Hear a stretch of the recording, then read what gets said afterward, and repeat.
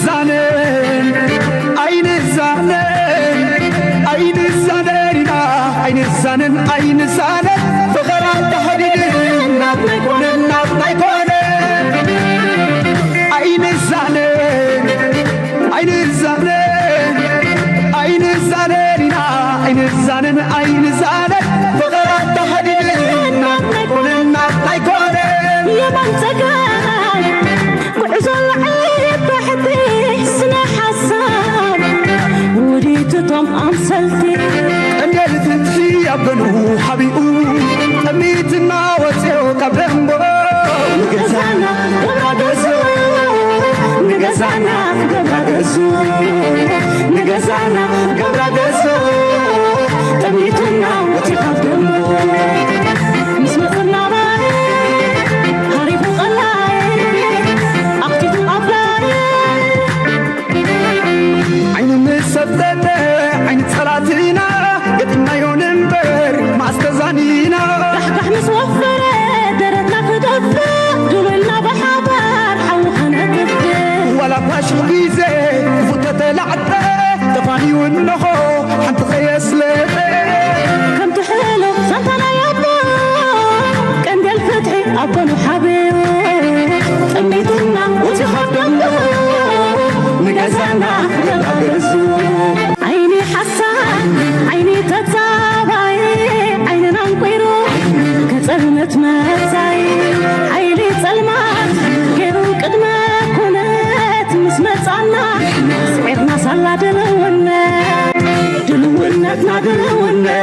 دلونتنا دلونت دلونت دلونت ذهبنا هلاونت دلونتنا دلونت دلونت دلونت دلونت دلونت ذهبنا هلاونت نتهزب أب سمين زلو كوادا عليو انت دي توادد ما قطبو كبرسيو انت زي توادد ما انت وحده ولا دحرو البريتوريا نكلتيو حزب انتاي كغبري زفتن زلو جهوناي محاستخلو زي ابزاناي واحد كونفرنس سيناريو بلانينج كغبرو خلو زوصوايا كينات كجمر ديو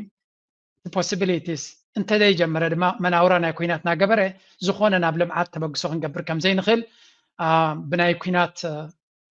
طب هو حتى معيرون يرتراز حلفه اسرع عمد زخون من قصاص كي تقبر زنبر بوليسي اب تግራይና በኤርትራን ድማ ተመሳሳሊ ወላ ዝመና አውራዝ ገብረ ዘሎ ኩናን ተደይ ገበርኩ ኤርትራ ተረጋጊያ ናብ ቁጠባዊ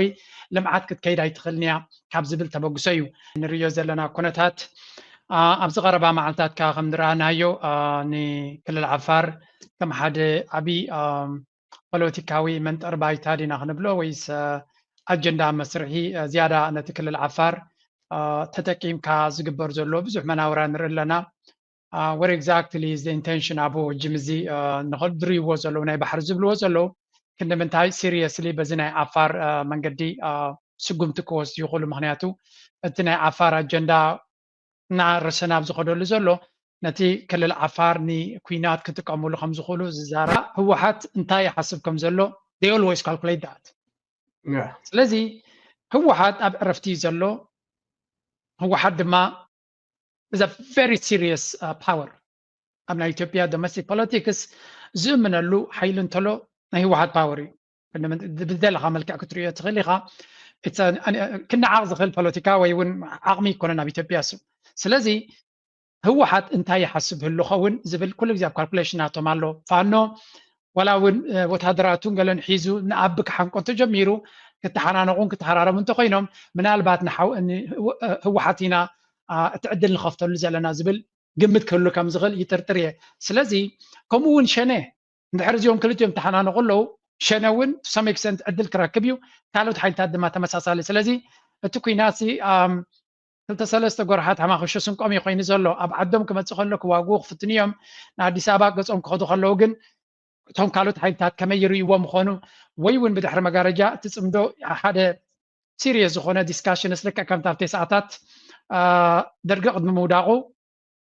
ንደርጊ ክተውድቆ ከም ዝከኣል ኣብ ዝፍለጠሉ ዝነበረ ግን እንተደይ ተረዳዲካ ኣብ ካልእ ኩናት ሓትሕት ክትኣቱ ስለ ትኽእል መጀመርያ ኣብ ጣውላ ዘድልየካ ድሌታትካ ጌርካ ክትዘራረበሉ ትኽእል መድረኽ ዶ ኣብ ማይ የድልየን ትብል ኣብዚ እዋን እዚ ብፍላይ ኣብ መንጎ ብፍላይ እቶም ኣብ መንጎ ናይ ሰሜን ሓይልታት ትግራይን ኣምሓራን እሳቶም ሲ ዝርርብ ከካይዱ አማይ ተመርፀን ኣብዚ ዋን እዚ ዳርጋ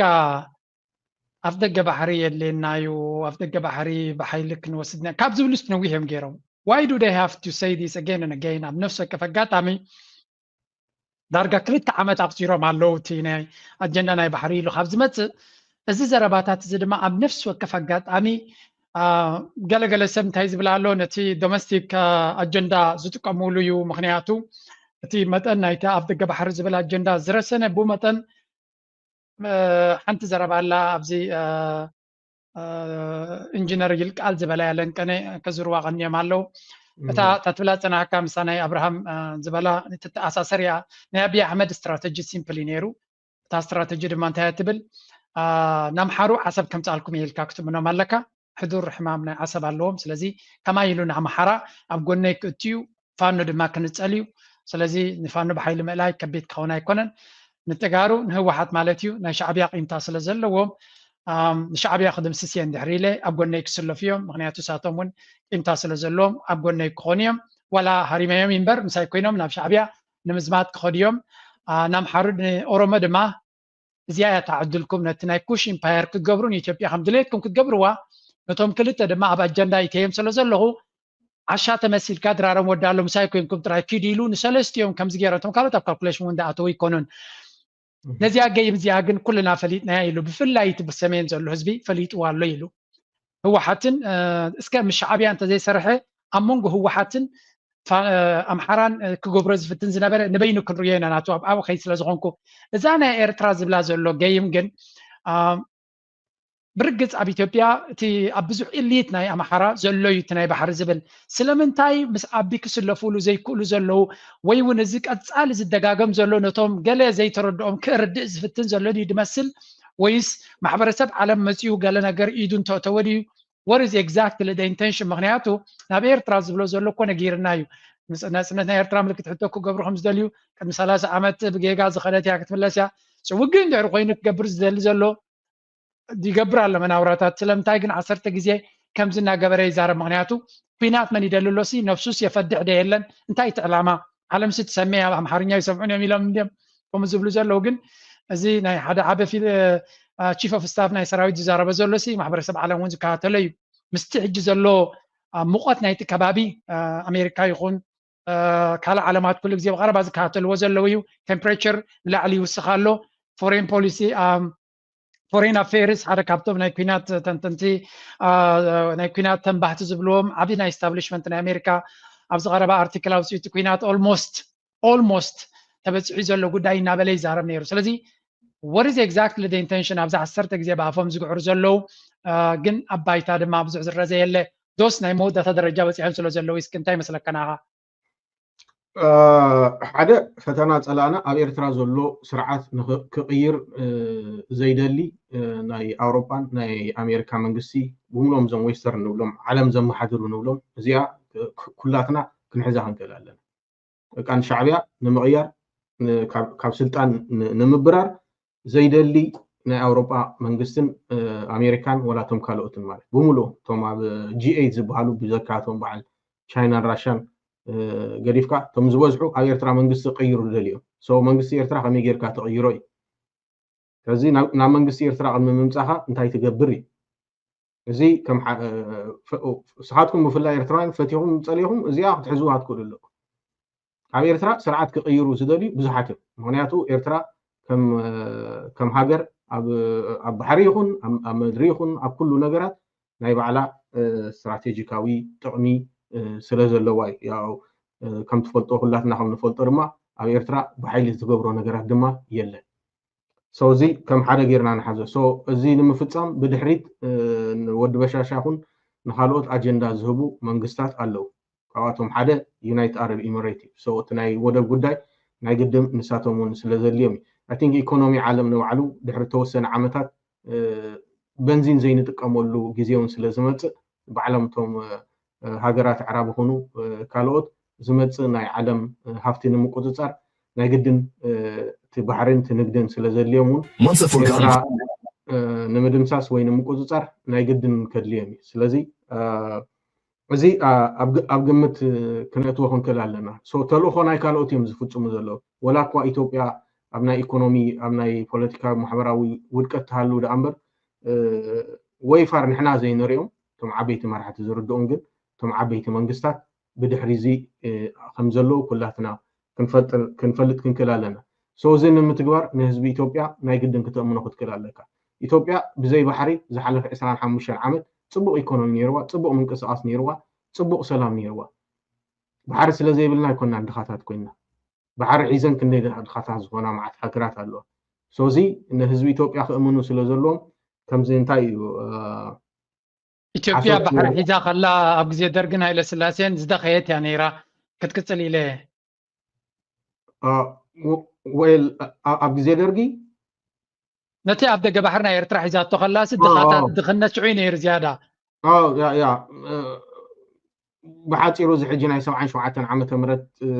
እንታይ እዩ ናይ ድርቂ እዋን ዝበሃል ሽዑ ባሕሪ ነይርና ክበሃል ይከኣል እዩ ብግዜ ደርጊ ስለዚ ትኽክል ኢኻ ሞር ድማ ባሕሪ ከይሓዘት ድማ ከመይ ኢላ ዝሓሸት ኢኮኖሚ ነይርዋ ድማ ርኢናዮ ኢና ስለዚ ንህዝቢ ኢትዮጵያ ከምዚ ሓሶት እንድሕር ደጋጊምካዮ ሓቂ መስል ዝዓይነቱ ብዛዕባ ወደብ ብዙሕም ዝብሉ ምናልባት ነዚኦም ጥራሕ ስለትከታተሎም ኢኻ እምበር ናይ ሲዳማ ዲ ናይ ደቡብ ህዝቦች ክልል ኣመሓዳሪ እሞ ዘይምልከቶ ኣብ ፖለቲካ ኢትዮጵያ ወላ ሓንቲ ተራ ዘይብሎም እዞም ደቡብ ህዝቦች ንብሎ እሳቶም ከይተረፉ ኣብቲ ክልሎም ከይዶም ብፍላይ ኣባይ ግድብ ምስ ተመረቀ ኣባይ ተመርቆ አሁን ደግሞ ባህራችን ባህርና ክነመርቕ ኢና እንዳበሉ እዮም ሰብኩ እቲ መምርሒ ብክስታይ ወሪዱ ካብ ላዕሊ ሳብ ታሕቲ ብባሕሪ ክዛረቡ ከም ዘለዎም በቃ ህዝቢ ኢትዮጵያ ኣቴንሽኑ ሰሪዑ ብዛዕባ ባሕሪ ጥራሕ ከም ዝዕልል ከእምንዎ እዮም ዝፍትኑ ዘለዉ እዚአን ዝመስላኒ ንምንታይ እዮም ዝደጋግሙ ዘለዉ ዝበልካዮ እቲ ናይ ዓቕሚ ጉዳይ ቀሲና ክንሪኦ ንኽእል ኢና ግን ንምንታይ ደጋግምዎ ዝበሃል ነገር ግን እቲ ናይ ኢትዮጵያ ናይ ኩሉ ቅልውላው ጥራሕ ዘይኮነስ እቲ ኣብ ኤርትራ ዘሎ መንግስቲ እውን ክቕየር ስለ ዘለዎ ኣጀንዳ ባሕሪ ኢልካ ጥራሕ ተልዕል ትኽእል ብዛዕባ ባሕሪ ዝምልከት እንዲያውም ንሕና ከም ኢትዮጵያውያን ክነልዕሎ ዝግብአና ናይ ጅቡቲ ጉዳይ ነይሩ ናይ ኤርትራ ይኮነ ግን ጅቡቲ ኦልሬዲ ንባዕላ ኣብ መግዛእቲ ዘላ ዓዲ ስለ ዝኾነት ንጅቡቲ እንድሕር ተንኪፍካ ድማ ወይ ንፈረንሳይ ወይ ንራሻ ወይ ንቻይና ወይ ንካልኦት ዓድታት ምትንካፍ ወይ ንኣሜሪካ እውን ኢንክሉዲንግ ኣሜሪካ ማለት እዩ ምትንካፍ ስለ ዝኾነ ናብ ገጾም ክኸዱ ኣይደለዩን ግን ባይ ኔቸር ደንደንቲ ስለ ዝኾኑ እውን ፅልኢት እውን ስለ ዘለዎም ኢለ ኣነ ዝኣምን ሆፕ መሊስያ ክኸውን የስ መሊስካ ኢኻ ከም ምምላስ እቲ ንሪኦ ዘለና ኩነታት ኣብዚ ቀረባ መዓልትታት ከዓ ከም ንረኣናዮ ንክልል ዓፋር ከም ሓደ ዓብዪ ፖለቲካዊ መንጠር ባይታ ዲና ክንብሎ ወይስ ኣጀንዳ መስርሒ ዝያዳ ነቲ ክልል ዓፋር ተጠቂምካ ዝግበር ዘሎ ብዙሕ መናውራ ንርኢ ኣለና ወር ኤግዛክትሊ is the intention ኣቦ ሕጂም እዚ ንኽድርይዎ ዘለዉ ናይ ባሕሪ ዝብልዎ ዘለዉ ክንምንታይ ሲሪየስሊ በዚ ናይ ዓፋር መንገዲ ስጉምቲ ክወስዱ ይኽእሉ ምክንያቱ እቲ ናይ ዓፋር ኣጀንዳ እናረሰና ኣብ ዝኸደሉ ዘሎ ነቲ ክልል ዓፋር ንኩናት ክጥቀምሉ ከም ዝኽእሉ ዝዛረብ ኢትዮጵያ እዚ ብፍላይ እዚ ናይ ክልል ዓፋር ንዑ ከም መንጠር ባይታ ንምግባር ድዩ ከምኡውን ልኡኻት ናቱ ንጌታቸው ረዳ ተደምሮ ነቲ ናይ ሃገራዊ ድሕነት ድዩ ዋላ ናይ ገለ ሓላፊ ዘሎ ርድዋን ሁሴንን ናብኡ ሰዲዱ ከም ዝነበረን እቲ ገለ ወታደራውያን ሓይልታት ኣብ ክልል ዓፋር እውን ኣመሪቐ ናይቲ ሬድሲ ገለመለ ዝበሃሉ ንዓታቶም እውን ኣመሪቑ ከም ዝነበረን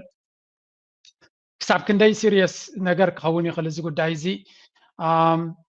ብርግፅ ኣብ ልዕሊ ኤርትራ ዘለዎም ኣረዳድኣ ንሳቶም ይኹኑ ዋላቶም ካልኦት ስፖንሰርስ እውን ወላ እውን ሕጂ ምስ ኤርትራ ኤንጌጅ ክገብሩ ዝደልዩ ዘለዉ ንኤርትራ ብሓይሊ ንምእላያ ከቢድ ክኸውን ስለ ዝኽእል ምናልባት ካልእ ኣልተርናቲቭ ክንገብር ኣለና ካብ ዝብል ዳ እምበር ምስ ኤርትራ ብፍላይ ምስ መንግስቲ ኤርትራ ፅቡቅ ዝኾነ ብሓደ ክንሰርሕ ንኽእል ኢና ኣብ ዝብል ስለ ዝኣመኑ ይኮኑን ምክንያቱ መንግስቲ ኤርትራ ስሚት ክገብር ኣይክገብረሎም እዩ ክንብርከኸሎም ኣይክእልኒ ዋላ ምሶም ፅምዶ እንድሕሪ ኢሉ ከምቲ ንሳቶም ዝደልይዎ ወይ እውን ኣብዪ ኣሕመድ ክገብረሎም ዝኽእል እንድሕሪ ከም ገለ ኢሉ ሰሊጥዎ ኢሎም ዝሓስብዎ ከምኡ ክገብረሎም ኣይክእልኒ እዩ ስለዚ እዛ ናይ ዓፋር ትበሃል ዘላ ኣጀንዳ ክንምንታይ ሲሪየስ ክትከውን ትኽእል ትብል ንስኻ ምስቲ ንሳቶም ናይ ክልል ትግራይ ቁርብትለይ በይና ክንሪኣይና ትግራይ ዝቕፅል ዘሎ ኩነታት እዛ ናይ ዓፋር ብዘይቲ ናይ ትግራይ ኩነታት ክንደምንታይ ኣብ ፕራክቲስ ክጥቀመላ ይኽእል ትብል ኣብታ ናይ ዓፋር ዝበልካያ ናባ ቅድሚ ምስጋሪ ከዓንተወይ ዘረኣኻኒ ቪድዮ እታ መልእቲ ዘረብኡ ኣይ ብሓፃር ኣላ ይረኸብካያ እታ ቪድዮ እምበር ድሕሪ 25 ዓመት ህዝቢ ኢትዮጵያ 200 ሚልዮን ክኸውን እዩ ዝብል ስለዚ ከምፃልከ ፅና ኣላትኒ ንሳ ዓመሳታ በይና ጥራይ ዝተቆርፀት ቪድዮ ኣላትኒ እዚ ኣላትኒ ንስማ ያ መኻባ ክንብገ ሶስት ነገሮች ያስፈልጋታል አንደኛ ሰላም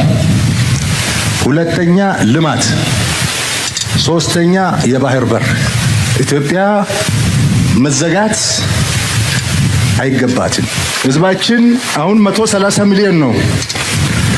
በሚቀጥሉት 5 ዓመታት 200 ሚሊዮን ይሆናል እንዴት በ2 ሚሊዮን ማህበረሰብ ጥቅም የ200 ሚሊዮን ህዝብ ጥቅም ይዘጋል ፌር አይደለም ዓለም አቀፍ ህግ አይደለም ሎጂክም አይደለም በጣም አሳፋሪ ነው 30 ዓመት ተኝተናል አሁን ነቅተናል ጥያቄያችን እንቀጥላለን ሰላምም ልማትም ባህር በርም እናሳካለን ባህር በር ላይ እንድንወጣ ያደረጉን ጠላቶች ለ60 ዓመት ለ70 ዓመት የሰሩ ጠላቶች አሁንም ስራቸውን ቀጥለዋል እዚያ አኽልቲያ ሶ ኣብዚን እዞም ሰባት እዚኦም معرخ ندي صلق خم زلهم ኣብ ልዕሊ ህዝቢ ኤርትራ ይዘርእካ 2 ሚሊዮን ዝብሎ ዘሎ ህዝቢ ኤርትራ 200 ሚሊዮን ዝብሎ ዘሎ ህዝቢ ኢትዮጵያ ሶ ድሕሪ 25 ዓመት ህዝቢ ኤርትራ 20 ሚሊዮን ይኽበጽሕ 10 ሚሊዮን ይኽበጽሕ እውን ኣይፈለጠን ናቱ ጥራሕ ይዘገድሶ ሶ ባይ ኔቸር እዚኦም ሰባት እዚኦም ይጸልኡና እዮም ጽልእ ኣለዎም 27 ዓመት ሙሉ መራሕቲ ሕወሓት ነዚኦም ሓቂፎም ምኻዶም ብጣዕሚ ዝሓዝናል كمي يروم دي فضوا حجي يحزني نحوات كنا جزي حجي سلز رقمنا ترقمكو ترقم يقولون عبقال كستاي سلزلنا جن بقى زيامي عملاي بوليتيكا إثيوبيا أنا ون أب إثيوبيا زلوت أمتي خير كله زري أو زنور كون هدرات كمناتاتهم زري تريكوين كا بمنم تأمر أمنتي يقولون ثم حجي عاو تريهم دللا خخودة زلو تجارو እምነት የብለውም ብሎ ግን ባዕዚያቶም ማዕረኽ እንደይ ቂመኛታት ማዕረኽ እንደይ ንሓደ ህዝቢ ከም ዝጸልዎ ይዘርሕካ በር ህዝቢ ኤርትራ 2 ሚሊዮን ኢልካ ክትዛረብ ሞድማ ናይ ሓደ ናይ ሃገር ጀነራል ሞድማ ሳላ ህዝቢ ኤርትራ ዲሕንካ ሳላ ሰራዊት ኤርትራ ዲሕንካ መንግስቲ ኮይንካ ዓፍርፈር ክትብል ኣብዚ ብጣዕሚ ዘሕዝን ሶት ትጸገም ንሕና ክንነቅሕ ክንክእል ኣለና ኤርትራውያንን ተጋሩን ስፔሻሊ ሓድሽ ወለዶ ማለት እዩ ሶ ናይ بحقي محفري زي بتحدقنا نايل كم تطلعت انا حكايه هذا غزي اتناي سمين حزبسي انترسناتو very intertwined كنسو نحات حدوق قاتل لهم سلازنبر حكوميم كم خبلو مالت نساتهم سي ابي عشل كمان حسب زجمره يوزي نتهزب اب سمين زلو كوادا عليو انت دي توادد ما قطبو كبرسيو انت زي توادد ما انت وحده ولا دحرو على بريتوريا نكلتي حزب انتاي كغبري زفتن زلو جهوناي محاستخلو زي ابزاناي واحد كونفرنس سيناريو بلانينج كغبرو خلو زوصوايا كينات كجمر ديو possibilities انت دي جمر دما مناورانا كيناتنا غبره زخونه نابلمعات تبغسو نغبر كم زي نخل بناي كينات طب هو حتى معيرون يرتراز حلفه اسرع عمد زخون من قصاص كي تقبر زنبر بوليسي اب تግራይና በኤርትራ እንደማ ተመሳሳሊ ወላ ዝመና አውራዝ ገብረ ዘሎ ኩናን ተደይ ገበርኩ ኤርትራ ተረጋጊያ ናብ ቁጠባዊ ልምዓት ክትከይድ ኣይትኽልንያ ካብ ዝብል ተበግሰዩ ናው let's ነታ ኮይን ክንግምጥላ እቲ ኣባይታ ዘሎ ኩነታት ከም ዝረአ ዘሎ ኣመንጎ ጽምዶ ናይ ኤርትራን ትግራይን ይጅምር ግን ናይ ጽምዶን ኣን ትግራይን ጽንሄለ ክርኤ ናብ ፋኖ ክንሰግሪና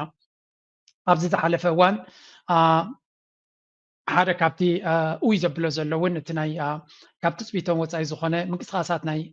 ክልል ኣብ ኩናት ናይ ኣምሓራ ዝግበር ዘሎ ፋኖ ዘርዮ ዘሎ ጸቕጢ ክኸውን ይበሃል እዩ to some extent ፋኖ unexpectedly strong ኮይኑ ስለ ዝቐረበ ሓደ ካብቲ ሓያል ዝገብሮ ነገራት ወይ ወንገለ ምክንያታት ካብ ተحያል ገይርዎ ዘሎ ካብ ትቅድሚ ሕጂ ዝነበረ ከም ዝተወሰነ ግዜ ክንዘራረብ ከለናን ሎሚ ክንሪዮ ከለናን ናይ ፋኖ ጉዕዞ ከመይ ትሪዮ ኣለኻ ፋኖ ከም ሓደ ሓይሊ ኣከመይ ዝበለ ቃውማ ኣሎ ዕላማታት ናይ ፋኖ ከመይ ይመስል ኣብዚ እዋን እዚ ዕላማታት ናቱ ምስቲ ካብ ኣብይ ዝመፆ ዘሎ ሓይሊ ወይ ምስ ኣብ ዘለዎ ግጥም እንታይ ክመስል ይኽእል እስኪ ኣናብባ ናትካ ኣብዚ ጉዳይ ናይ ፋኖ እንታይ ይመስል ከነተሓዞ ምንታን ናብ ናይ ፋኖ ክንሰግር ናይ ፋኖ unexpected ከምዚ ኢሎም ኣብዚ ክበፅሑ እውን ብዙሕ ተፀበይ ሰብ ኣይነበረ ሶ እዚ ሕጂ ንሪኦ ዘለና ዓወታት ብጣዕሚ ዝገርም ኣብ ፖለቲካ ኢትዮጵያ 0-0 እቲ ኣምሓራይ እውን ብፍላይ መብዛሕትኡ ብናይ ኤርትራውያን ኣምሓራይ ይበሃል እምበር ኣምሓራይ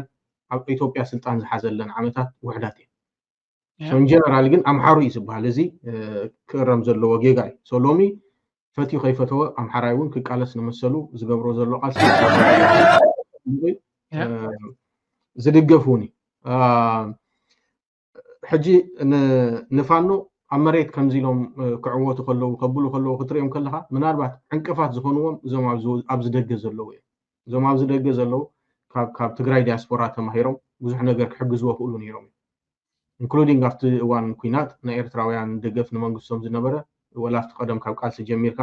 ዝነበረ ድጋፍ ትፈልጦ ኢኻ ሶ ፋኖ እዚ ኣብ ወፃእ ዘሎ ናይ ኣምሓራ ተወላዲ ጎዲእዎ እዩ ኣይጠቕሞ ከምዚ ንሪኦ ዘለና ኢና ኣብ መሬት ፋኖ ዝገብሮ ዘሎ ቃልሲ ግን ፅቡቅ እዩ which is ኣብታ መጻኢት ኢትዮጵያውን ከም ማንም ኢትዮጵያዊ ማዕረ ስልጣንን ቦታን ተዋሂቦም ኢትዮጵያ ናብ ዝሓሸት ክስታይ ክትመፅእ እያ ዝብል ተስፋ ኣለኒ እቲ ናይ ምስ ሕወሓት ኣነ ብዙሕ ግዜ እውን ክስታይለ ሕጂሲ ኣንፃር ኣብይ ክትዋጋእ እንድሕር ደኣ ኮንካ ኣብ ክልል ኣምሓራ ዝዋግእካ የለን ሶ ኣብቲ ዘሰማምዐካ ደሰማምዐካ ኣብቲ ዘይሰማምዐካ ከዓ ተፈላለኻ ትሰርሓሉ ትኽእል ዓብይ ዕድልን ባይታን ቦታን ኣሎ ሶ መን እዩ ናይ ፋኖ መርሓ ኮይኑ ተመረፀ ጀነራል ሽሙ ሕጂ ረሲዕ ኣለኹ ንሳቶም እውን ምስ ሕወሓት ከም ዝሰርሑ ተፈራማሞ ድኸውን ተፈራማሞ ያ ቴንክ ዩ ያ ንሳቶም ምስ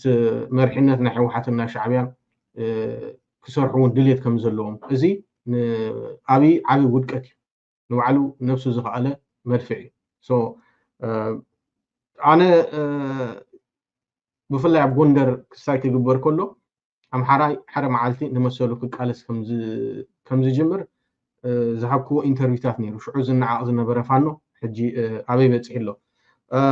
በምሓርኛውን ፕሮግራም ሰሪሕ ነይረ ምናልባት ዘመሓላለፍክዎ ምክሪ ነይሩ ፋኖ ናይ ግድን ብኩሉ መሬት ኣምሓራ ክዋጋእ እዩ ኣብ ኩናት እንታይ ዓይነት ስትራቴጂ ሒዝካ ትዋጋእ እዩ ሰራዊት ብዙሕ ስለ ዝሓዝካ ወይ ኣብ መሬትካ ስለተዋጋእካ ትዕወት ማለት ጥራሕ ኣይኮነን ብዙሕ ነገራት ኣሎ ሶ ናተይ ኣረኣያ ንፋኖ ከምክሩን በምሓርኛውን ሎማዓንቲ ዝሃብክዎ ብተደጋጋሚ ኣብ ፕሮግራሙ እውን ዝዛረቦ ፋኖ ናይ ግድን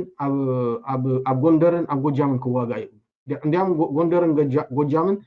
ንዓይ ከም ናተይ ከም ተዓዲ ከም ዝሪኦ እቲ መሬት እውን ስለ ዝፈልጦ ስለ ዝረኣኽዎ ስፔሻሊ ናብ ኣዲስ ኣበባ ካብ ትግራይ ክትከይድ ከለካ ብወሎ ደሴ ኮምቦልቻ ጌርካ ስለትኸይድ ተቐንዲ ናይ ኢትዮጵያ ኢኮኖሚ ድማ ኣብ ኣምሓራ ክልል ኣብ ወሎ ኣብ ደሴን ኮምቦልቻን ስለ ዝርከብ ብምሉኦም ኣብኡ ኣትዮም እንተዝዋግኡ ይብል ምክንያቱ መስመር ጅቡቲ ኢትዮጵያ እንድሕር ደኣ ዓፂኻዮ ቻው ተወዲ እዩ ካልእ ወላዓንቲ ነገር የድልይካ ድሕሪኡ ምውጋእ የድልይካ እዚ ንዕኡ ስትራቴጂካዊ ቦታ ክሕዝዎ እንድሕር ደኣ ክኢሎም ምክንያቱ ብወገን ኤርትራ ካብ ኤርትራ ወላሓንቲ ዝመፆም ጎነፅ የለን ካብ ትግራይ ብወገን ሕወሓት ወላሓንቲ ዝመፆም ጎነፅ የለን ስለዚ ወይ ንቑሓት እንድሕር ደኣ ኮይኖም ሞራብኡ ከድህቡ ይብል ኣነ ካብኡ ተሪፉ ወዲ በሻሻ እንድሕር ደኣ ዘለን ዘይብሎን ሰራዊት ሒዙ ናብ ወሎ ከባቢ እንድሕር ደኣ ክመፅእ ኮይኑ ተሓባቢርካ ድማ ብጎንደርን ብጎጃምን ብካልእ ኣከባብን ኩናት ምኽፋት እዩ ዝብል ክስታይ ኣለኒ ሶ ኣይ ሆፕ ዓብይ ለውጢ ክመፅእ ኢለ ተስፋ ገብር ምናልባት ሓንቲ ቅድሚያ ዝሰገርናያ እታ ናይ ዓፋር ትምልከት ኣብ ዓፋር በይና ክንሕዛ ኢና እታ ናይ ዓፋር ምክንያቱ ምስ ትግራይ ምስ ገለ ስለትተሓሓዝ ንሳ ሕጂ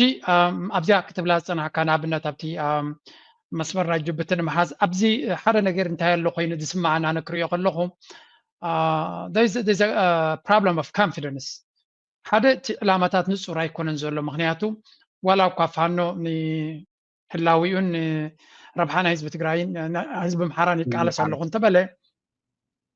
ኣብ ውሽጦም ዘሎም ፀገማት ኣሎ ካልኣይ ግን ብዓብዩ ናብ ኣዲስ ኣበባ ኣቕኒዑ ክኸይድ እንድሕር ኮይኑ ሓንቲ ደይ ነፀረትሎም ብናተይ ድርያ ህወሓት እንታይ ይሓስብ ከም ዘሎ they always calculate that ስለዚ ህወሓት ኣብ ዕረፍቲ ዘሎ ህወሓት ድማ is a very serious power ኣብ ናይ ኢትዮጵያ domestic politics ዝእምነሉ ሓይሊ እንተሎ ናይ ህወሓት ፓወር እዩ ብዝደለኻ መልክዕ ክትሪኦ ትኽእል ኢኻ ክነዓቕ ዝኽእል ፖለቲካ ወይ እውን ዓቕሚ ይኮነን ኣብ ኢትዮጵያ እሱ ስለዚ ህወሓት እንታይ ይሓስብ ህሉ ኸውን ዝብል ኩሉ ግዜ ኣብ ካልኩሌሽናቶም ኣሎ ፋኖ ወላ እውን ወታደራቱን ገለን ሒዙ ንኣቢ ክሓንቆ ተጀሚሩ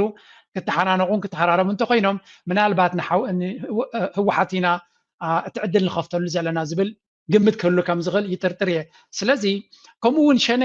እንድሕር እዚኦም ክልቲኦም ተሓናነቑ ኣለዉ ሸነ እውን ሰም ኤክሰንት ዕድል ክረክብ እዩ ካልኦት ሓይልታት ድማ ተመሳሳሊ ስለዚ እቲ ኩናት ክልተ ሰለስተ ጎርሓት ሓማኽሾ ስንቆም እዩ ኮይኑ ዘሎ ኣብ ዓዶም ክመፅእ ከሎ ክዋግኡ ክፍትን እዮም ንኣዲስ ኣበባ ገጾም ክኸዱ ከለዉ ግን እቶም ካልኦት ሓይልታት ከመይ ይርእይዎም ምኾኑ ወይ እውን ብድሕሪ መጋረጃ እቲ ፅምዶ ሓደ ሲሪየስ ዝኾነ ዲስካሽን ስልክዕ ከምቲ ኣብቲ ሰዓታት ደርጊ ቅድሚ ምውዳቑ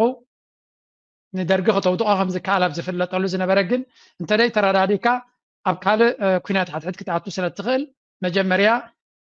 ኣብ ጣውላ ዘድልየක ድሌታትካ ጌርካ ክትዘራረበሉ ትኽእል መድረኽ ዶ ኣብ ማይ የድልየን ትብል ኣብዚ እዋን እዚ ብፍላይ ኣብ መንጎ ብፍላይ እቶም ኣብ መንጎ ናይ ሰሜን ሓይልታት ትግራይን ኣምሓራን እሳቶም ሲ ዝርርብ ከካይዱ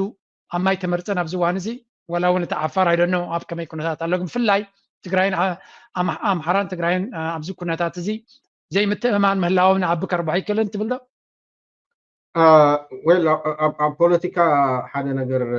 ብፍላይ ኣብ ዝቐረበ እዋን ተማሃርክዎ ንሱ እዩ ኣደይ እንዶ ደይ ኣብቲ ስልጣን ንምሓዝ ዝግበር ንሕንሕ ዓርከይ ነርካ ዶ መጋደልተይ ነርካ ዶ ዝበሃል ነገር ኣብ ፖለቲካ ኢትዮጵያ ይሰርሕን ቅድሚ 30 ገለን ዓመት ሙሉእ ዘባረርዎ ኦነግ እውን ናይ ስልጣን ጉዳይ እዩ ነይሩ ካልእ ወላ ሓንቲ ክስታ ይብሉን ምናልባት እዚ ታሪክ እዚ ኣብ ፋኖ ናብ ሕወሓትን እውን ክድገም ይኽእል እዩ ምናልባት እሱ ስግኣት ክህልዎ ይኽእል እዩ ግን እቲ ዝዓበየ ስግኣቶም ንሱ ድዩ እዩ እዚ ሕጂ ብምሉኡ ኣብ ኣምሓራ ዝግበር ዘሎ ኩናት ነቲ መንግስቲ እቲ ፓራላይዝ ንምግባር ግን ሓደ ኣብ ኢድካ ዘሎ ክትጭብጦ ትኽእል ነገር እናሃለወ ፅባሕ እንታይ ክኸውን እየ ዝብላ ተሓሳስባ ብኣይ ብዙሕ ክስታይ ተቐባልነት የብሉ ፅባሕ ዝመፀካ ዝገጥመካ ነገር ድማ ምግጣም እምበር ገና ንገና ከም ዝኸውን ኢልካ እንድሕር ነቲ መንግስቲ ትብሎ ኣብ 4 ኪሎ ስልጣን ሒዙ ዘሎ ክተርሕን ክትፍትን ወይ ድማ ዕድል ምሃብ ምፍታን ስቅያት ናይ ህዝቢ ምሓራ ምንዋዕ ሶ ካብ ትግራዋይ ንላዕሊ እኮ ኣምሓራ ይኮይ ተኻሒዱ ብዝቃልሲ እዚ ሕሰብዎ እንዶ ኣብ ናይ ኦሮማራ ቃልሲ እኮ እቶም መራሕቲ ዝነበሩ ናይ ኣምሓራ ናይ ብኣዴን መራሕቲ እኮ የለውን ሕጂ ኣብ ናይ ባሌ ዋሻ ዝነበረ ኣኼባ እኮ ኣምሓራይ ዝበሃል ኦልሞስ የለን እኮ እቶም ዝበዝሑ ኦሮሞ እዮም ነይሮም እቶም ክልተ ከዓ ሰለስተ ተጋሩ እዮም ነይሮም ጻድቃን ዶክተር ኣብርሃም ጀነራል ጻድቃን ነይሮም ዝባ ጌታቸው እዚኦም እዮም ነይሮም ሶ ምናልባት ከምኡ ኦፍኮርስ ፅቡቅ ኣለካ ኣብቲ ፖለቲካ ኣብ መወዳእታ ዝኩሉ ተቃሊስካ መስዋዕቲ ከፊልካ ኣብታ ስልጣን ምጭባጥ ትመፅእ ነገር ነንባዕሎም እቶም ፖለቲከኛታት ክከሓዱ ከም ዝኽእሉ ፍሉጥ እዩ ግን I don't think so መስመር ጅቡቲ ኢትዮጵያ ዓፂኻ ብዛዕባ ሕወሓት ምሕሳብ እዋኑ ኣይኮነን ኢለ ዝኣምን ይሓዝዎ እሞ ሽዑ እንታይ ከም ዝመፅእ ድማ ንሪኦ እምበር ከምዚ ኢልካ ድሕሪ ብስግኣት ትነብር ኮንካ ስቅያት ናይቲ ህዝቢ ምሓራ እውን ኢኻ ተናውሕ ዘለኻ ናይ ህዝቢ ኢትዮጵያ እውን ኢኻ ተናውሕ ዘለኻ ሶ ኣብ ጎጃም በብመዓልቱ ዝወፁ እዞም ዜናታት እንድሕር ዳ ሪኢኻዮ ድሮን ኖርማል ይኮይኑ ኣብ ጎጃም እኮ ብድሮን ህዝቢ ምጭፍጫፍ እኮ ኖርማል እኮ ይኮይኑ እዚኦም ኣብ ትግራይ ክንደይ ድሮን ነረን እንድሕር ኢልካ 3 4 ምናልባት ሰራዊት ትግራይ ክምለስ ከሎ ካብ ወሎ ምናልባት ሽዑ ብድሮን ተጠቂሞም ክኾኑ ይኽእሉ እንደገና ንጌታቸው ረዳ ንምቕታል ኣብ ከተማ መቐለ دبداب زفصما درونات ثلاثه غزي نيران اب كل امحاره حجي نورمال يكون نا I think tomorrow تي عبل عليه حزبي امحاره زبزح زلو سقيات نمقناس تزدهو صبق يبل تقال حجي ابانا انتي مسليكا تفالالاي ابناي تግራይ ፖለቲካ እንድሕር ዳሪኻ after one ቃልሲ ተመራሕቲ ሕወሓት ክንደ እምባ ዝኸውን ኣፈላላይ ከሎም ግን ሚስጥሮም ዓቂቦም እዮም ዝኸዱ ኣብ ሚድያ ወፂኦም ከምዚ ናይ ፋኖ ትሪኡ ዘለኻ ምልፍላፍ ገለ ዝበሃል ነገር ኣይነበረ በቃ ጌታቸው ረዳ እዩ ካብ ሓሊፉ መን እዚ ገብረ ጻድቕ ዝበሃል ንሱ ነይሩ ሶ ሓደ ኣብቲ ሚስጥር ምዕቃቡን ፀገም ኣሎ ካልእ እቲ ነንባዕሎም ኣምሓራ እዩ ኦልሬዲ በቃ ጎንደር ይወለድ ጎጃም ይወለድ ወሎ ይወለድ ብኩሉ ክቃለስ ክፈል ኣለዎ ሶ ትናታቶም ንእሽተይ እዚ ብከምዚ ወዲ ዓድነት እስኻ ናይ ወሎ እስኻ ናይ ጎንደር ናይ ገለ ንሱታት ንባዕሉ ነቲ ቃልሶም ዘዳኽም ነቲ እምነት ድማ ብዙሕ ንቃዕ ዝኸፍት እዩ እዚታት እንተዝኣልይዎ ፅቡቅ እዩ ነይሩ ይብል ግን ሕወሓት ከም ስጋት ኣብዚ ሕጂ ምርኣይ I don't think so ኣላይ ኣይመስለኒ ናይ ኣብ ከምታ ትብላ ዘለኻ ሓደ ግዜ ፀቢብነት ስለምንታይ ይመፅእ እንድሕር ኢልካ ወይ እውን ካብ ፀቢብነት ኣተሓሳስባ ማእስቲ ወፅእ እንድሕር ኢልካ ፀላይኻ ንኩልኻ ክሃርመካ ዝጀመረ እዩ እዚ ኣብ ዝገብሮ ዘሎ ብድሮናት ጌራ ኣብ ክልል ኣምሓራ ምናልባት ኣብዘን 2 ዓመት እቲ ኣምሓራ ኣብ መንጉ ዝነበሮ ፍልልይ ካብ ግዜ ናብ ግዜ እዚ ሓደ ሰንትራል ኮማንድ ክገብሩ ምኻሎም እውን እኮ ካብ ዜሮ ዝተበገሰ ኣይኮነን because they're facing a very serious ዝኾነ threat ይመፅኦም ኣሎ ከቢድ ዝኾነ ፈተና ይመፅኦም ኣሎ ስለዚ መጠን ኣብ ብድሮናትን ብኻልእን ጌሩ ነታ ክልል ዝሃርባ ዘሎ መጠኑ እቲ ኣብ መንጎኦም ዘሎ ሓሸውየ ኢረለቫንት እናኾነ ክመፅእ እዩ because ሓደ ግዜ ሓድነት ፅቕ ኢሉ ዝመፅእ ኣይኮነን ሓይሊ ናይ ፀላእትኻዮ ሓድነት ንክትገብር ዝገብረካ ኣብ ኤርትራ መብዛሕትኡ ግዜ ሓድነት ኢልና ክንዛረብ ከለና ኣብ ጫፍ ናይ ኤርትራ ሰሜን ናይ ኤርትራ ዘሎ ኣብ ቃሮራ ዘሎ ምስ ዓሰብ ዘሎ ኣይራኸብን እዩ ዘራኸቦም ውሕድ እዩ ረቢኻን ወይ እውን ምስ ኣብ ዞባ ደቡብ ጫፍ ዘሎን ኣብ ሰሜናዊ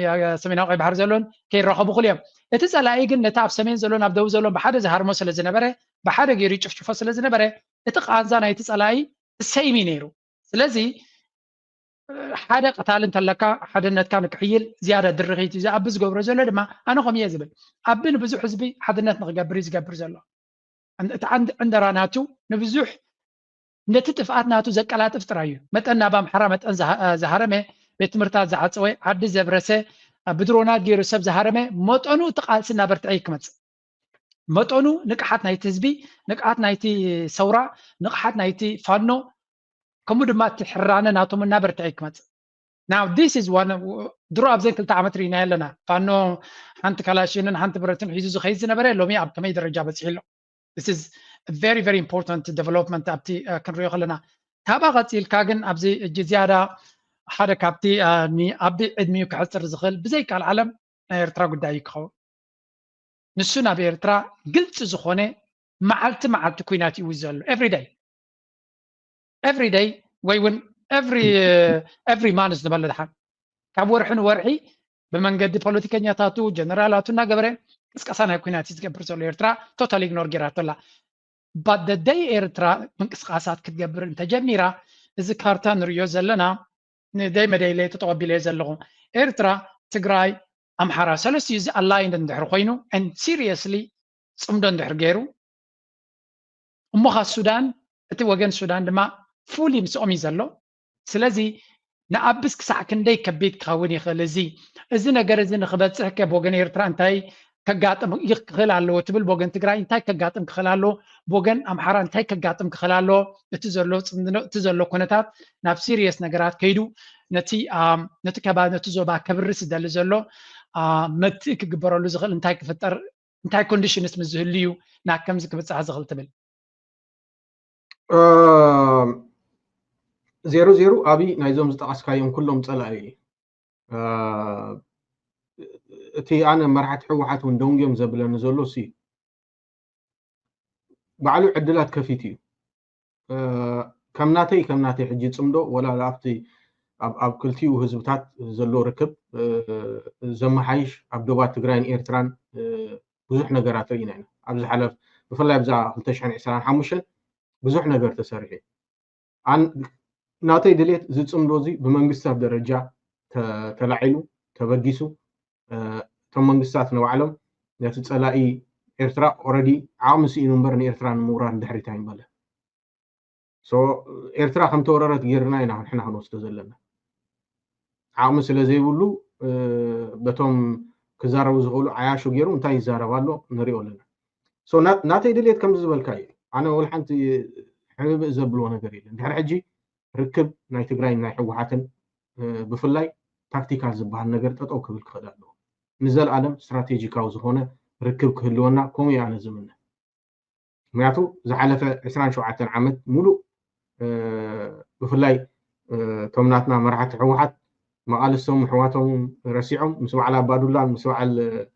عديس لجسن قطيمهم انتهي وردت همصيمنا نريو لنا سوزي نعنا نتجارب فلاي عاب تمرتي سلازي ناتاي دليت نسيو ناب إرترا نجارات اندحر جميرو طرح ديو ناي ابي تيرنينج بوينت كمص زخل السو طرح يمسلنني همز قديمنا زبلنا ناي فانو ناي نحوحاتن حدنت انت زمص نيرو سبيشالي بميليتري انت زمص نيرو ابي كساب حجس عدمي محلون دحر نسو دحر وعل بريتوريا مس حوحات وجينو مسفانو وجينو شعبيا خطف حلم ندحر نيرو خوينو حوحات دما مسفانو الشعبيا قطيمو نعو خطف طرح يزلو انا مرحنا يتግራይ انت زخونكم يغبرني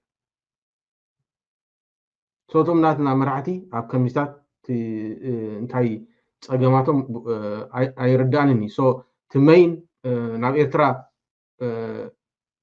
طرح ندحر توكيسو maybe كون غلي مدفيتو خمس غونه تفلتي I don't think so ناب إرترا دما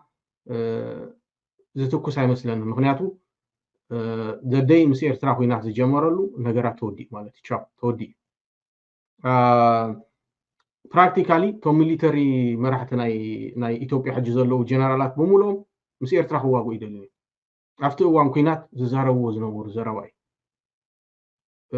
ማን ይዝ ቀንደል ቲዩብ ዝበሃል ዝሰርሖ ፕሮግራም እሱ ሂስቶሪካል ፕሮግራም አው መጨም ዝዛረቡ ዝነበሩ ጀነራላት ናይ ልቦም after one ኩናት ምስ ሻዕብያ እንድሕር ተዋጊና መጨረሻና እዩ ፈጣሪ ምሳኹም አይዋጋና ዝብሉ ጀነራላት ናይ ኢትዮጵያ ኔሮም ስለዚህ ተና ኤርትራ ደበልካዮ ናብ ኤርትራ ክስታይ እንድሕር አቢሉ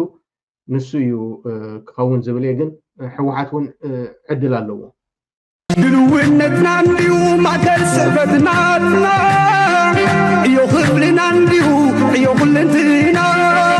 ወትሩ አተጠንቀቅ ወትሩ አተዳለ አዳም ተጎስጊስካስ ማስሪካሳለ ወትሩ ድልዋት ሓደ መስርዕ ኮይና ሰጊርናዮ እምበር ኩምራ ፀገማትና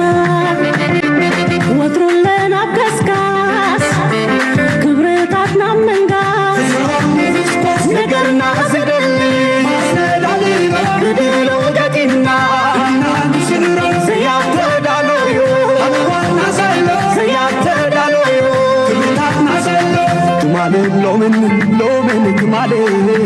ዋዲና አገብርን ቃልን ትማልን ሎምን ትማልን ዋዲና አገብርን ቃልን አብስናትና ቀጽሪ አብስናትና መንባር ድሕሪ ሓሳብ ምፍሳር ብኻዲና ተግባር ትማልን ሎምን ትማልን ዋዲና አገብርን ቃልን ትማልን ሎምን ትማልን ዋዲና አገብርን ቃልን ወትሮ ለናገስካስ ክብርታትና መንጋስ ነገርና ዝደሊ ግድሎ ገጢና ዘያተዳሎዮ አዋና ዘሎ ዘያተዳሎዮ ክብርታትና ዘሎ ትማልን ሎምን ትማልን ዋዲና አገብርን ቃልን ትማልን ሎምን ትማልን ዋዲና አገብርን ቃልን ትማልን ሎምን ጽባሁን ተልኾነ ዝዳለ ዜጋምበ የብናን ዝዛነ ትማልን ሎምን ትማልን ዋዲና አገብርን ቃልን لومن تمالي واتينا أبقبي قالي تمالي لومن تمالي واتينا أبقبي قالي تمالي لومن تمالي